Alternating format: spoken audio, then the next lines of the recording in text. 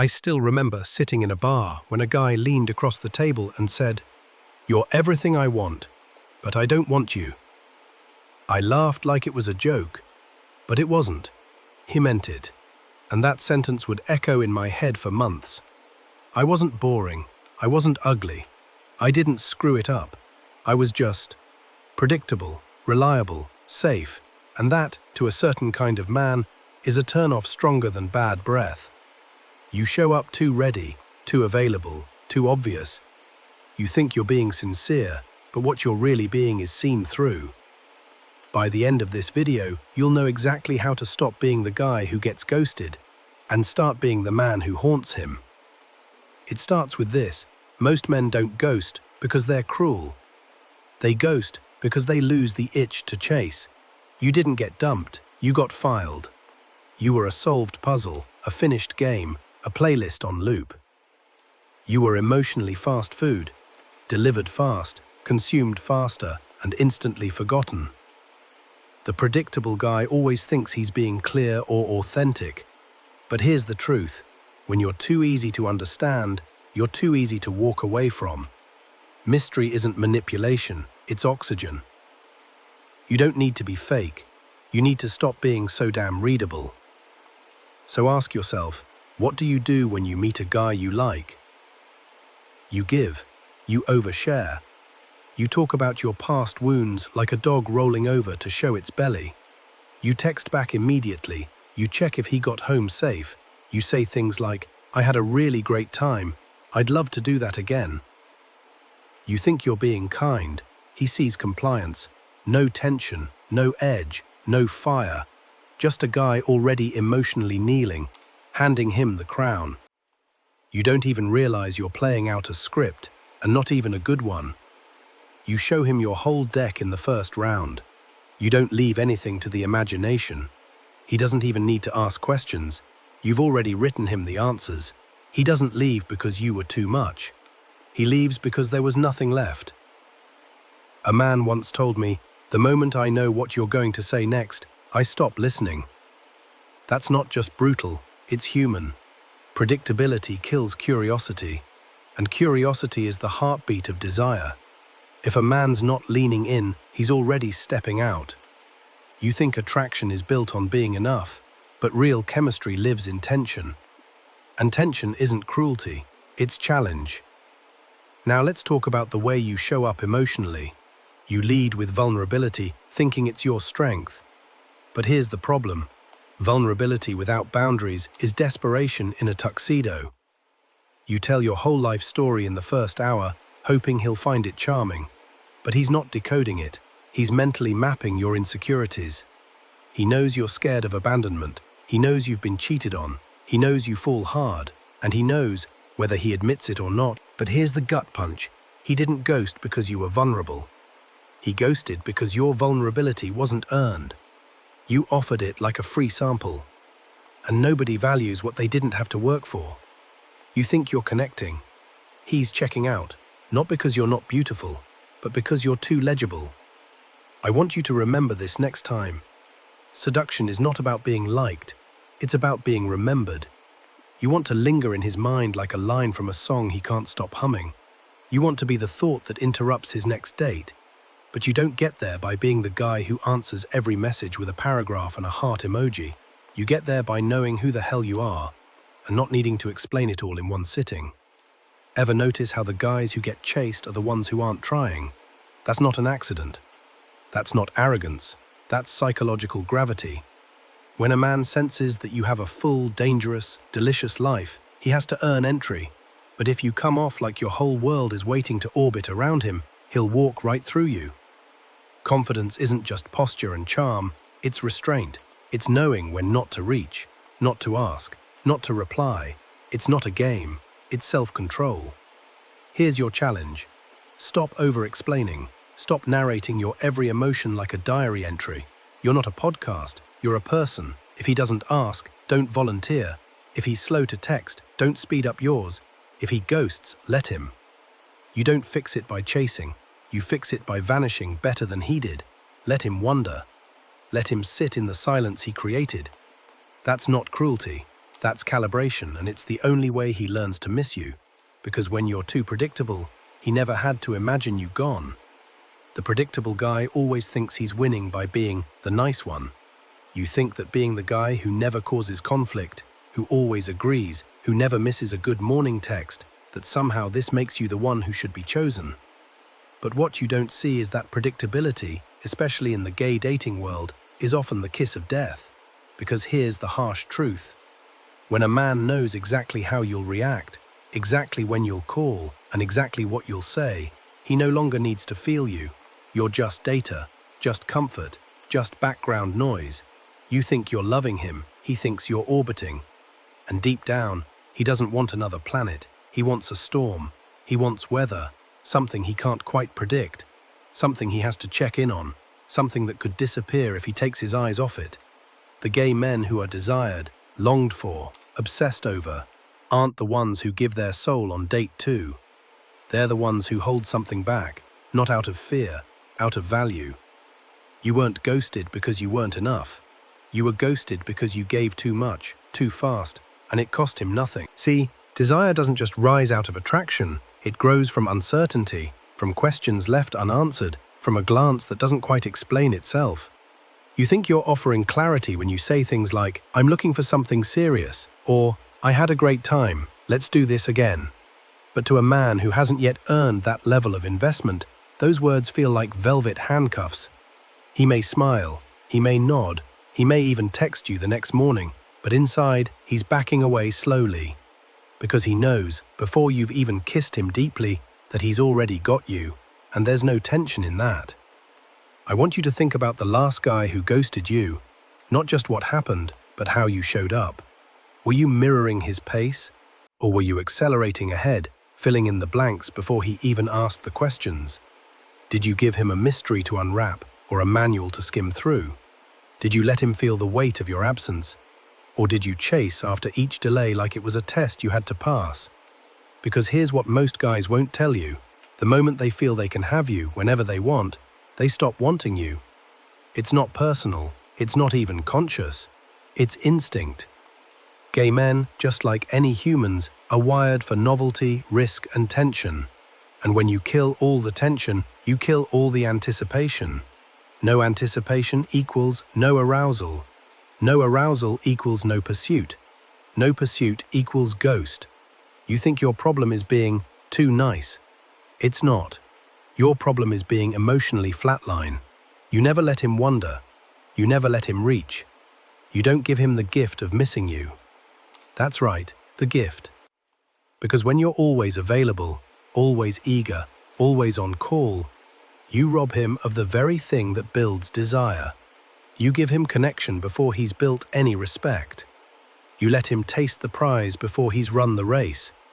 And then you wonder why he disappears. But the truth is brutal. He didn't ghost you because you're unattractive. He ghosted you because you were a finished story. And men don't reread finished stories. You need to become the kind of man who doesn't flinch when the silence stretches. The kind of man who knows that space isn't rejection, it's power.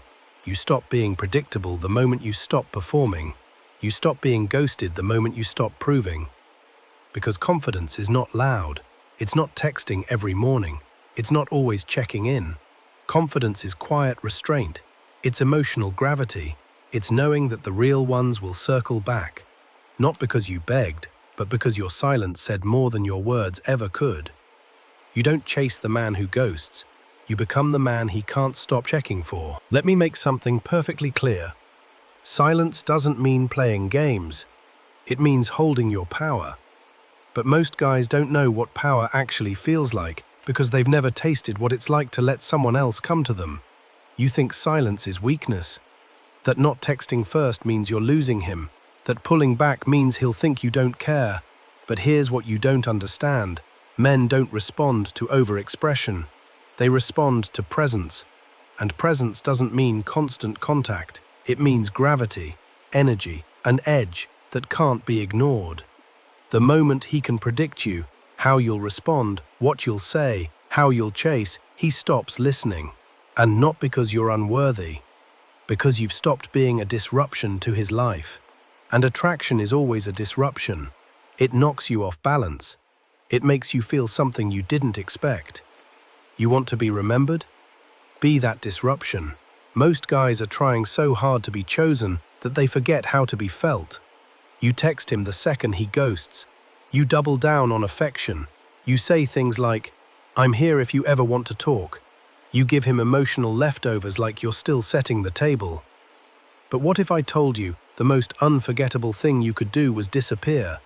Not out of punishment, not to manipulate, but because you refuse to play the role of the reliable fallback. Let's go deeper. You've been trained by culture, by trauma, maybe even by your own desperation, that love is something you earn by being endlessly available. But that mindset is exactly why you get walked over. The second a man senses that your value comes from how fast you'll serve his needs, he puts you in the maybe pile. He won't say it out loud. He might even keep flirting. But inside, he knows you're already his, and any man who thinks he's already got you isn't going to chase you. He's going to shelf you. You don't need to become colder. You need to become clearer about your standards. If he disappears for a day and comes back with, "Sorry, been busy," your instinct is to accept it, brush it off, smile, and pick up where you left off. You call that being chill. I call that being emotionally domesticated.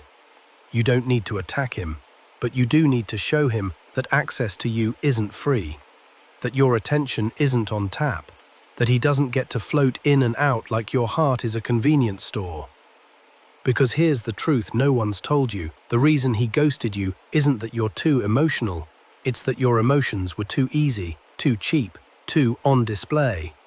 The guys who get taken seriously are the ones whose depth isn't offered like a clearance sale. You want to be memorable? Make him work for the privilege of seeing what's beneath your surface. Let your desire be real, but your pace be sacred. You don't need to become emotionally unavailable. You need to become emotionally unpredictable. That doesn't mean chaotic. It means unguessable. One moment you're laughing with him, the next you're gone for the weekend without explanation. Not to punish, to live, to lead. To stop orbiting him like he's the sun and instead radiate your own heat. A man can only chase what isn't standing still. And let's be honest, there's something addictive about a guy who doesn't need you back. When you can be interested without being invested, curious without being consumed, open without being automatic, that's when you cross into unforgettable. That's when you're no longer just a nice guy, but a force. Because now, he can't read you. And if he can't read you, he has to chase. Remember, men don't ghost what they fear losing. They ghost what they feel they've already figured out. You don't need to become colder. You need to become less available. You don't get his attention by screaming for it. You get it by turning away at the exact moment he thinks you'll lean in.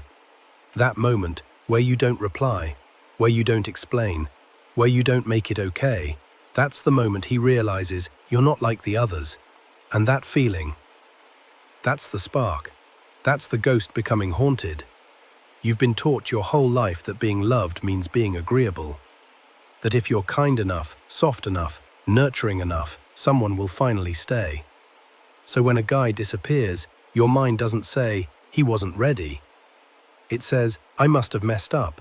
I must have said too much. I must have been too clingy, too emotional, too intense." But that's not the truth. The truth is, you gave him the ending to a story he hadn't even decided to read. You showed him the finish line before he even stretched. You opened your chest and said, "Here, I'm safe. I won't leave. I'll love you even if you're careless." And what did he do with that gift? He walked. Not because you're broken, because he didn't have to earn any of it. This is the bitter medicine. In dating, especially among gay men, attention without tension dies fast. You want to be the one he texts at 2 a.m. You want to be the thought that cuts into his conversations with other people. You want to be the guy who shows up in his dreams after he tried to forget you. Then stop being easy to map. Stop over-signaling. Stop anticipating his every emotional move like you're playing chess against yourself. When you see that 3-dot bubble appear and then vanish, don't text first. Let him deal with the silence he created. When he replies hours later with, "Lol, I just fell asleep," don't reply with, "All good, smiley," like you've been waiting at the window. You're not a receptionist. You're a man. And men don't audition for roles in other people's lives. They choose who gets a callback. You need to be done trying to become his fantasy. That's how you lose your edge. The most attractive men aren't the ones who try to become perfect. They're the ones who are perfectly elusive, who know how to drop a moment of intimacy like a lit match and then vanish before it burns down.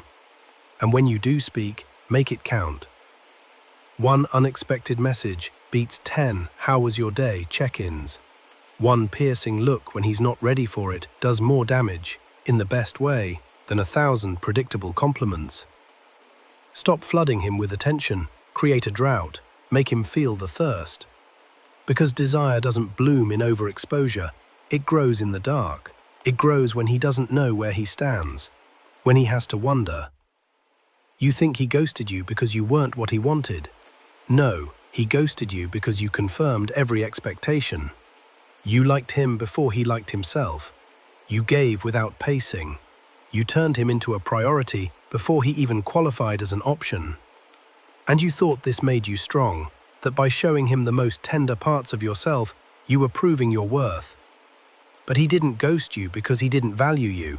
He ghosted you because he never got the chance to. The value of anything is determined by how hard it is to get and how easy it is to lose.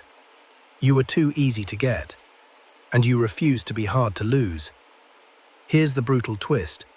If you want to stop being ghosted, you have to become the one who could ghost. Not because you're flaky, not because you're unkind, but because your life is full. You're busy, you're building, you're desired by others, including yourself. You don't wait around for replies. You don't orbit someone else's uncertainty. You don't negotiate your worth in emojis and timestamps. You move on. And when you move on, not performatively, not bitterly, but quietly, you become unforgettable. You leave a scar, the kind that doesn't bleed, but burns.